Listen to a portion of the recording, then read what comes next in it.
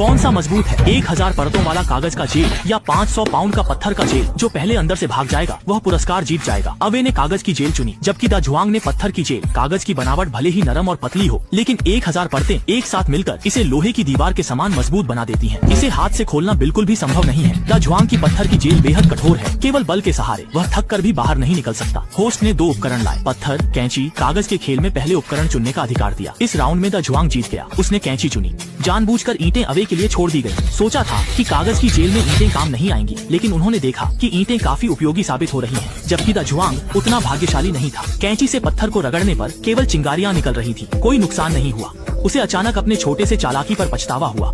Away ने ईंटों से कागज की दीवार को तेजी से रगड़कर कई परतें खोल दी।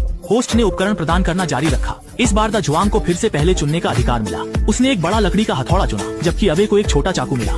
चाकू कागज की जेल को काटने के लिए उपयुक्त है। उसने कई परतें खोल दी, जबकि द जुआंग का लकड़ी का हथौड़ा बज रहा था और काटने से दर्द हो रहा था। यह मजबूत नहीं था। उसे टूटे हुए लकड़ी के टुकड़ों का उपयोग करके मारना पड़ा। कठोर पत्थर में एक दरार आ गई। द जुआंग ने एक छोटा कदम आगे बढ़ाया, जबकि अवे की कागज की दीवार 100 से अधिक परतें खोल चुकी थी, लेकिन जाते ही वह मजबूत हो गई। चाकू से उसे खोदना मुश्किल हो रहा था। देखने में साधारण कागज की जेल सोचने से कठिन है। दोनों को बस लगातार मारना है, लगातार मारना है। नए उपकरण अपने अपने जेलों में छिपे हुए हैं। होस्ट ने स्पष्ट रूप से स्थान बताया, लेकिन उन्हें निकालना न केवल समय लेता है बल्कि मेहनत भी। अवे को कई परतों में लिपटे प्लास्टिक की फिल्म को फाड़ना होगा, जबकि द जुआंग की रेत की ढेर 1 मीटर से अधिक ऊंची है और उच्च उपकरण शायद सबसे नीचे छिपा हुआ है। उसे रेत को पूरी तरह से हटाना होगा। दोनों ने पूरी ताकत लगा दी, एक पल भी नहीं रुके। जितनी जल्दी वे उपकरण प्राप्त करेंगे उतनी जल्दी भाग सकेंगे।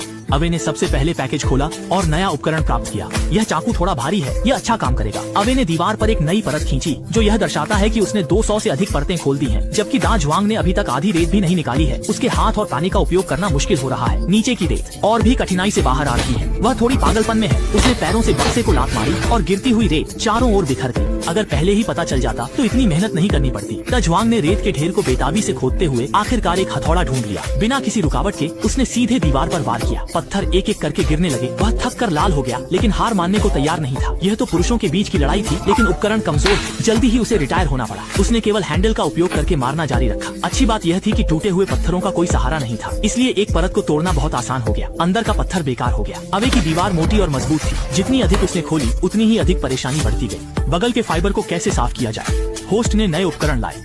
इस बार अवे को पहले चुनने का अधिकार मिला। उसने कुल्हाड़ी ली और जानबूझकर चाकू द जुआंग के लिए छोड़ दिया। जैसा कि उसने चाहा, चाकू से पत्थर के फाइबर को हटाना संभव नहीं था। द जुआंग ने संघर्ष छोड़ दिया और अगले उपकरण का इंतजार किया। अवे भी बहुत निराश था। मोटी कागज की परत को काटना बिल्कुल भी संभव नहीं था। इस बार होस्ट ने नए उपकरण को एक बॉक्स में छिपा दिया।